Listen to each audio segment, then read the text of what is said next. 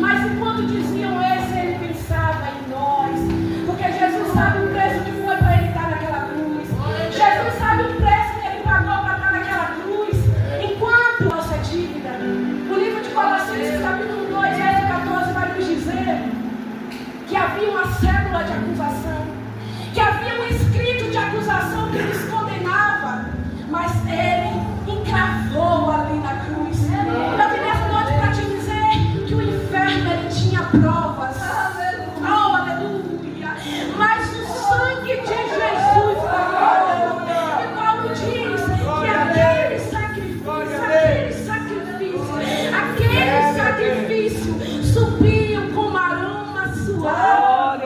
Oh, aleluia, Jesus! E eu peguei me perguntando, Senhor, como foi esse sacrifício? E o Senhor falou que não foi apenas o sangue de Jesus escorrendo naquele madeiro. Não foi.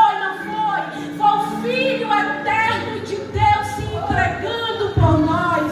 Na cruz, Ele não liberou maldição contra nós. Na cruz, Ele liberou perdão para mim e para você que oh, aleluia, Jesus. Quando Jesus estava naquela cruz, Ele falou lá em Lucas capítulo 23, 34. Ele olhou e disse: Pai, perdoa-lhes, Senhor, porque eles não sabem o que fazem. Perdoa porque eles não sabem o que fazem. Será que, igreja, nós conseguimos imaginar isso aqui nessa noite? Que enquanto machucavam Jesus, Ele nos perdoava. Que enquanto feria o seu corpo, Ele curava a nossa alma. Que enquanto zombavam dele, Ele intercedia por nós. Aleluia! Que sacrifício é esse? Que sangra, mas ainda nos ama. Que sacrifício é esse? Que sofre, mas ainda nos perdoa. Que sacrifício é esse?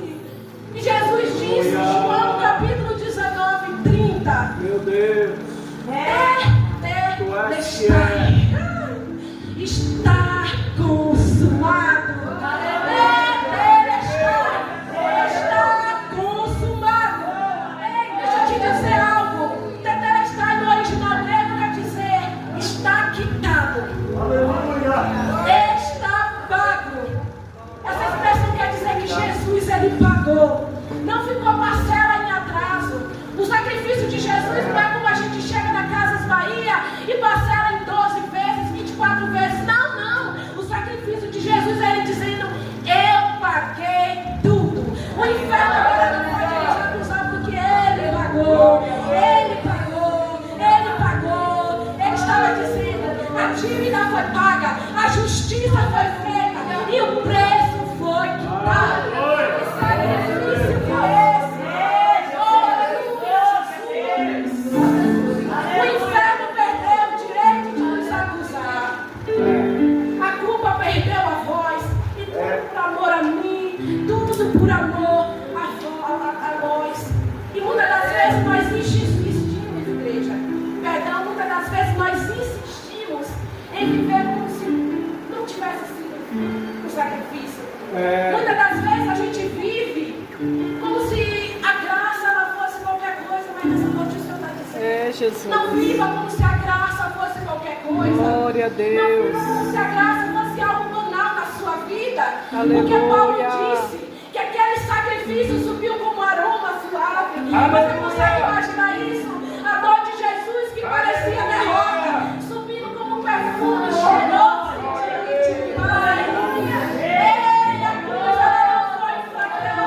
Foi amor. A cruz ela não foi o fim, a cruz foi o começo. Aleluia. Nós podíamos viver uma vida como se nada tivesse acontecido.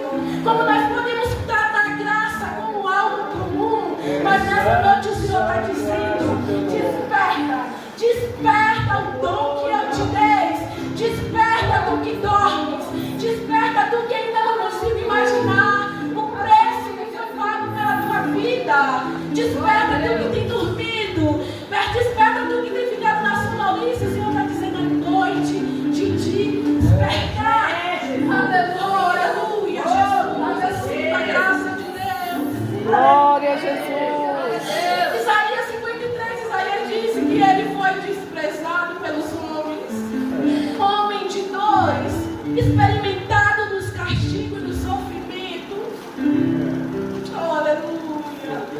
Mas na cruz ele pagou. Aquela cruz não pegou Jesus de surpresa. Ela estava no plano de Deus. Isaías vai continuar dizendo: verdadeiramente ele tomou sobre si as nossas enfermidades e o castigo que carregou sobre si as nossas dores. Você consegue imaginar isso? Que não foram dores nossas, que não foram dores dele, perdão, mas foram dores nossas. Consegue imaginar isso aqui nessa noite? Uma coroa de espinhos sendo colocada sobre a vida de Jesus. Meu Deus. Você consegue imaginar isso nessa noite?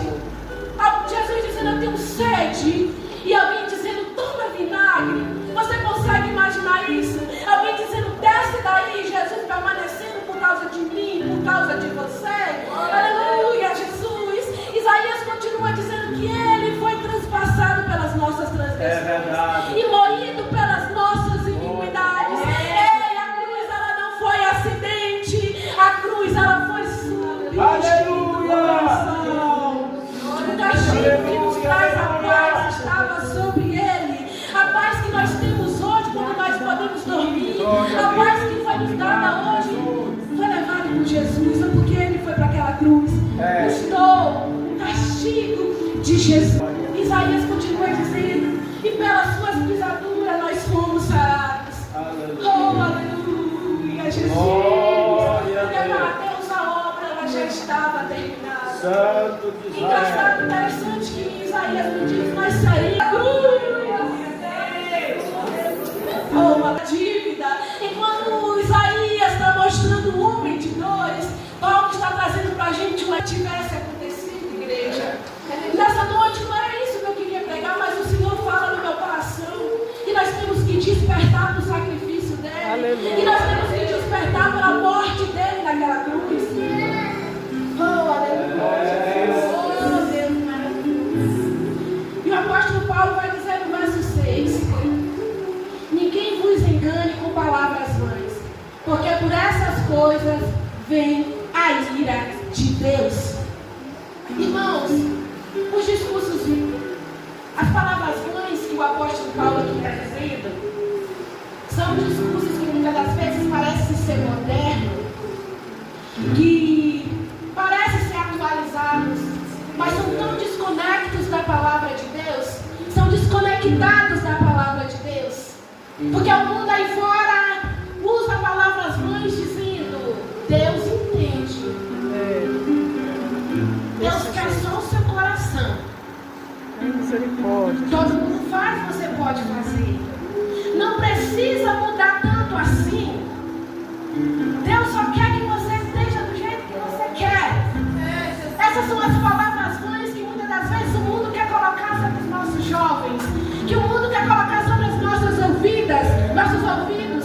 São palavras que desviam da verdade do Evangelho de Deus. São palavras que até anestesia a consciência, mas não traz salvação para a sua alma. Porque tem gente que só aceita a palavra se a palavra ela estiver anestesiada. Já reparou? Que tem gente que só fica na igreja se for aquilo que ela quer ouvir. Só permanece no Evangelho se o Evangelho se adapta a ela. Aleluia. Mas eu queria dizer que não somos nós que temos que adaptar, não é o Evangelho que tem que se adaptar a nós. Glória mas a Deus. nós que temos que adaptar o Evangelho. Aleluia. Eu vim nessa noite para te dizer que Jesus ele não alargou a porta, que Jesus ele não alargou o caminho. O caminho ainda é estreito, a porta ainda é estreita.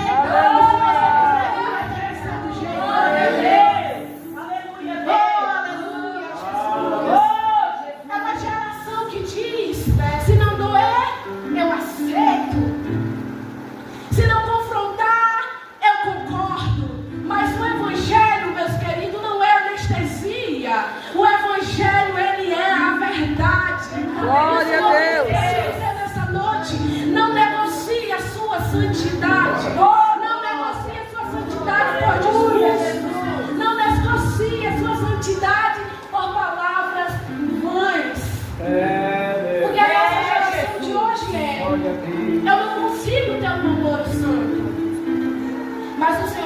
não é decisão você ter um namoro santo.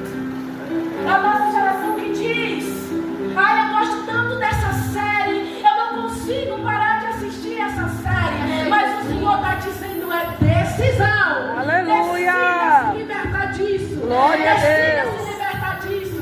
Por quê? Porque a cruz nos ensina. A cruz nos ensina. Quando Jesus ele foi para aquela cruz, ele não morreu para que a nossa vida melhorasse. Não, não. Ele morreu para que nós fôssemos uma nova criatura. Aleluia, Jesus. E aí, gente, que acha que a cruz foi para que a vida dele melhorasse. Não, meu querido, não é isso não. O cerne do evangelho é a cruz. Oh, O glória. cerne do evangelho é arrependimento. O cerne do evangelho é renúncia. Oh, glória. Não sejais participante. É como se Paulo estivesse dizendo: ó, se necessário, se afaste. Se necessário, corte. Se você está vendo que tem amizades te levando para o caminho errado, corte. É, Jesus. Se você Glória está a vendo que Deus. tem relacionamentos que estão te fazendo perder o céu, rompa. Perca a amizade, mas não perca o céu. Glória a Perca a Deus. amizade, mas não perca a promessa. Perca relacionamentos, mas não perca a chamada. Aleluia. Aleluia, Jesus. Paulo diz: vocês já são luz. Aleluia. Interessante que Paulo diz: eres trevas. Outrora eres trevas, porém agora sois luz no Senhor. Sabe o que acontece? A nossa geração está acostumada a viver na luz e querer ao mesmo tempo estar na treva. Só que o Senhor fala nessa noite: ou você ilumina ou você escurece. Ou você influencia ou você é influenciado. Ou você transforma o ambiente ou você é transformado pelo ambiente. Oh, aleluia. Paulo diz que o velho Glória homem a ele Deus. foi levado e crucificado com Cristo. Paulo disse que já foi levado na cruz. Mas sabe o que acontece? Tem gente que visita a cruz, mas desce com o velho homem nos ombros. Tem gente que visita a cruz no domingo, mas na segunda, na terça, na quarta está com o velho homem nos ombros. E o Senhor está dizendo: é hora de deixar, é hora de abandonar, Glória a é hora de Jesus. parar de carregar, é hora de carregar nos ombros aquilo que foi pregado na cruz. Oh, aleluia, Jesus. Eu gosto da palavra de Paulo porque a palavra de Paulo traz confronto. E palavra de confronto traz arrependimento. E palavra de arrependimento traz transformação de